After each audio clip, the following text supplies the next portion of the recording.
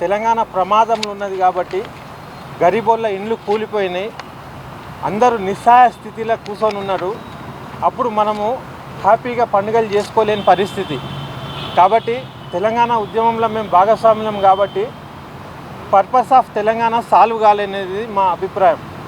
భౌగోళిక తెలంగాణ వచ్చింది కానీ రాజకీయంగా, సామాజికంగా, ఆర్థికంగా ప్రజలకు తెలంగాణ ఇంకా రాలేదనేది మా అభిప్రాయం. తెలంగాణ తెచ్చుకున్నాం కానీ తెలంగాణ తెచ్చినాక ఎవరి చేతిలో పెట్టినాం అనేదే ఇక్కడ మెయిన్.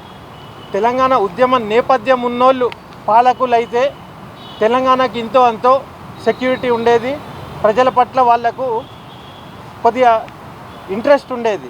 ఇప్పుడు ఏమైపోయింది, ప్రభుత్వం రాకముందు ఏ పార్టీ అయినా కూడా ప్రజలల్లో గల్లీలలోకి తిరిగినరు, ఇంటింటికి ఓట్ల కోసం తిరిగినరు, బిచ్చపోళ్ళ లెక్క తిరిగి పీఠం ఎక్కగానే సీట్లు రాగానే ఆ ఇండ్లే కూలగొట్టుడు స్టార్ట్ చేసిండ్రు. ఇప్పుడు మీరు చూడండి గరీబోళ్ళ పరిస్థితి ఎట్లున్నది.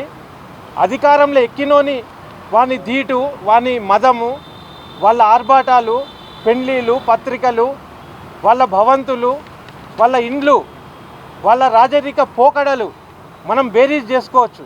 మనం తెలంగాణ తెచ్చుకున్నది వీళ్ళ కోసం కాదు కదా, ప్రజల కోసం తెచ్చుకున్నాం. ప్రజలు సుఖంగా ఉన్నారా? అస్సలు లేరు. ఇప్పుడు పాలన కూడా ఎట్టున్నదంటే గతంలో కేసీఆర్ పాలన కంటే ఇది మెరుగ్గుంటుందని చెప్పి చాలా కష్టపడి కేసీఆర్ని దించి కాంగ్రెస్ని తెచ్చుకోవడం జరిగింది. కాంగ్రెస్ రాగానే ఎవరెక్కిండ్రు పీఠంలో? ఈ ఒక్క ముఖం కూడా తెలంగాణ ఉద్యమంలోనే లేరు. వీళ్ళంతా కూడా సీమాంధ్రులతో పాటు కలిసి అప్పుడు కూడా సొమ్ము చేసుకుంటా పోయినరు. తర్వాత మెమరీ మనది వీక్ కాబట్టి మళ్ళీ ఈ రూపాలనే మనం మళ్ళా మినిస్టర్లుగా పెట్టుకున్నాం. ఇది మన తెలంగాణ ఉద్యమకారుల వైఫల్యం. ఇప్పుడు తెలంగాణ ఉద్యమకారుల పరిస్థితి ఏంది? బిచ్చగాళ్ళ లెక్క రోడ్లెంబడి తిరిగి ర్యాలీలు చేసుకుంటా వాళ్ళకు ఒక సంక్షేమ బోర్డు కావాలనుకుంటా తిరిగే పరిస్థితి, వీళ్ళు దాన్ని దాటిచ్చే పరిస్థితి. కాబట్టి ఇక్కడ ఏమైపోయింది, తెలంగాణ ఉద్యమకారులు అందరూ కూడా ఇప్పుడు అప్రమత్తమై తెలంగాణను కాపాడుకునే బాధ్యత కూడా ఏ పార్టీలతోని కాదు, తెలంగాణ ఉద్యమకారులు మళ్ళీ నడుము బిగించాలి, ముందుకు రావాలి, మళ్ళీ తెలంగాణను కాపాడుకోవాలి. నిజంగా చెప్తున్నా కదా, తెలంగాణ నిజంగా ప్రమాదంలో ఉన్నది. తర్వాత కొన్ని విషయాలు మాకు తెలిసి వచ్చినాయి. ఏంటంటే ఇక్కడ కొత్త స్ట్రాటజీస్ తెలంగాణ నుంచి స్టార్ట్ అవుతాయి. ఎట్లయితే రైతు బంధువులు అవి ఇవి స్టార్ట్ అయినాయో కొత్త స్ట్రాటజీ, పొలిటికల్ స్ట్రాటజీ ఏం జరుగుతుందంటే ఏ పార్టీలు అయితే చేరినరో, వేరే పార్టీలలోకి వెళ్ళి వచ్చి ఎవరైతే చేరినరో వాళ్ళే ఈ పార్టీని ఖతం చేసే కుట్ర జరుగుతుంది. భాష రాని ఏఐసిసి ఇన్ఛార్జ్లు ఉంటారు ఇక్కడ జరిగేది అక్కడ హైకమాండ్కి చేరకుండా చాలా పకడ్బందీగా ప్లాన్ చేస్తున్నారు. రాహుల్ గాంధీ తెలంగాణకు వస్తాడు, వికారాబాద్ నుంచి వెళ్ళిపోతాడు. ఇక్కడ ఏమేమి జరుగుతుందో ఆయనకు తెలియదు. ఇప్పుడు రోహిత్ వేముల అప్పుడు ఆయన వస్తే సంతోషించినాం రాహుల్ గాంధీని చూచి. నిరుద్యోగుల గురించి వాళ్ళ పక్షాన ఆయన ఆ గాంధీనగర్లో వచ్చినా కూడా సంతోషపడ్డాం. అదే ఇప్పుడు పాలన నడిచేటప్పుడు అదే రాహుల్ గాంధీ వచ్చినప్పుడు మరి ఇక్కడికి ఎందుకు రాలే? ఖమ్మంలో జరిగిన ఏదైతే వెలుగుమట్లలో జరిగిందో అది రాహుల్ గాంధీకి తెలుసా? గాంధీ సరోవరం అని చెప్పి అన్యాయంగా గవర్నమెంటే పర్మిషన్లు ఇచ్చి గవర్నమెంట్లే మొత్తం ఇచ్చి ఒకటేసారి కూలగొడదామని డిసైడ్ అవుతున్నారు. అది రాహుల్ గాంధీకి తెలుసా? తర్వాత నిరుద్యోగులు పాపం, మనం తెలంగాణ తెచ్చుకున్నదే ఉద్యోగుల కోసం. ఇవాళ తెలంగాణ మొత్తం ఆగమవుతుంది, వాళ్ళ బతుకులు ఏమవుతున్నాయి? తెలంగాణ ఉద్యమానికి ఎట్లయితే సావులు మొదలైనాయో ఇప్పుడు నిరుద్యోగుల సావులు మొదలైనాయి. తెలంగాణలో పిల్లగాళ్ళు సావద్దనే కదా సోనియా గాంధీ తెలంగాణ ఇచ్చింది. ఇప్పుడు నిరుద్యోగుల వల్ల మళ్ళీ సావులు స్టార్ట్ అయింది. దీనికి మరి ఎవరు ఆపుతారు? ఇక్కడ ఎజెండా క్లియర్ కనబడుతుంది. కాంగ్రెస్ పార్టీ ఉన్నా లేకున్నా మనకు ఫరక్ పడది. మళ్ళా మనం వస్తామో రామో మనకు తెలియదు. ఇప్పుడు ప్రభుత్వం ఉన్నంత వరకు ఎవలం ఎంత వేసుకోవాలనే దృక్కోణంతోనే పాలన నడుస్తుంది. కానీ పబ్లిక్లో మెప్పు ఎట్లా పొందాలి, పబ్లిక్కి సేవ ఎట్లా చేయాలనేది ఏడున్నది? ఒక మినిస్టర్ వచ్చి పబ్లిక్ని పేడ్ ఆర్టిస్ట్ అంటాడు. అసలు నువ్వు పేడ్ ఆర్టిస్టు, నీ వ్యవహారం పేడ్ ఆర్టిస్టు, మీది మొత్తం పేమెంట్ పాలన. అన్ని స్కీములు ఎట్లా ఎన్కేసుకుందాం, ఎన్ని కోట్లు ఎన్కేసుకుందాం, ఎట్లా లబ్ధి పొందుదామనే దృక్కోణమే కానీ ప్రజలు ఎవరన్నా సుఖంగా ఉన్నారా? ఏడ చూసినా కూలగొట్టుడు అదే ఉన్నది. కోర్టు ఆర్డర్లను కూడా లెక్క చేయకుండా ప్రభుత్వం ఎట్లా వ్యవహరిస్తుందంటే వాళ్ళకి స్టేటస్కో ఆర్డర్లు పట్టవు, ఇంజెక్షన్ ఆర్డర్లు పట్టవు, ఏది పట్టవు. డైరెక్ట్గా పొద్దున 3ంటికి బుల్డోజర్లు వచ్చే అవసరం ఏంది? ఇదే అధికారులు ఆఫీసులకు 3ంటికి 9ంటికి వస్తారా? రారు. 3ంటికి పోయి ఒకటేసారి నిస్సహాయులను చేసేసి రోడ్ల మీద పడేసిర్రు. దాంట్లో ముసలోళ్ళు ఉన్నారు, ఆడోళ్ళు ఉన్నారు, రోగులు ఉన్నారు, వికలాంగులు ఉన్నారు. వాళ్ళందరూ కూడా ఒక గుమ్మం లేచి బతుకుని అంటుర్రు. ఏం అవసరం వాళ్ళకు?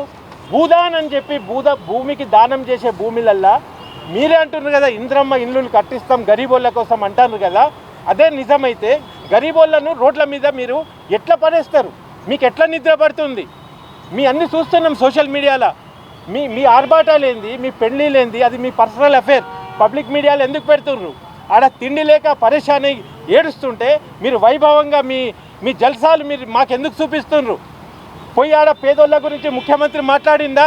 వెలుగుమట్ల గురించి మాట్లాడిందా? ఒక్క స్టేట్మెంట్ లేదు.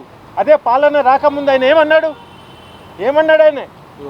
ఏదైనా మనం రెగ్యులరైజేషన్ చేసుకోవచ్చు, దానికి ఏమైనా మనం చేయొచ్చు, కానీ పేదల కోసమే కదా అది ఇది అన్నాడు. ఇక మీరు చూడండి, ఇది ప్లే చేస్తున్నాం.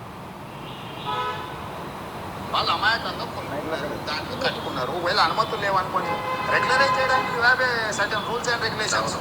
క్రిమినల్ వేస్ట్గా మొత్తం ఉన్న బలంగా నేలమట్టం చేయాల్సిన అవసరం ఉందా సార్? ఇవాళ గవర్నమెంట్ స్కీమ్స్ అనౌన్స్ చేస్తుంది. మీరు గవర్నమెంట్ ల్యాండ్స్లో ఉంటే మీరు రెగ్యులరైజ్ చేయించుకోండి, మీరు బిల్డింగ్లు కట్టుకుంటే రెగ్యులరైజ్ చేయించుకోండి. ఇంకోటి ఇది నటననా? అంటే పాలనకు రాకముందు ఇది డైలాగ్ డెలివరీయా? ఇదే కరెక్ట్ అయితే ఇప్పుడు ఏం చేస్తున్నావు నువ్వు? తర్వాత వీళ్ళకొకటి అలవాటైంది, ఇక్కడ ఏదన్నా డ్రామాలు చేయాలన్నా, ఏదన్నా కుంభకోణాలు చేయాలన్నా ఫారెన్ వెళ్ళిపోతుండ్రు. ఒక మినిస్టర్ ఫారెన్ పోయిందంటే ఇక్కడ ఏదో జరగబోతుంది అన్నట్టు. అప్పుడు రేవంత్ రెడ్డి ఫారెన్ వెళ్ళినప్పుడే ఇక్కడ లీకులు ఇచ్చి ఆ బొగ్గు స్కామ్లు అన్నీ బయటకు వచ్చినాయి. ఇప్పుడు తుమ్మల నాగేశ్వరరావు దుబాయ్ పోతే ఇక్కడ అన్నీ జరిగిపోతాయి అనుకుంటుండు. మేమందరం కూడా తెలంగాణ వచ్చింది చలో నడుస్తుందని టైం ఇచ్చుకుంటా పోయినాం. ఇవాళ మేము నల్ల డ్రెస్సులతో ఎందుకు వచ్చినామంటే మళ్ళా తెలంగాణ ఉద్యమకారులను చైతన్యపరిచి మళ్ళా కొత్త ఉద్యమానికి ఈరోజు హోలీ దినం నాడు మళ్ళా మేము మొదలు పెడుతున్నాము.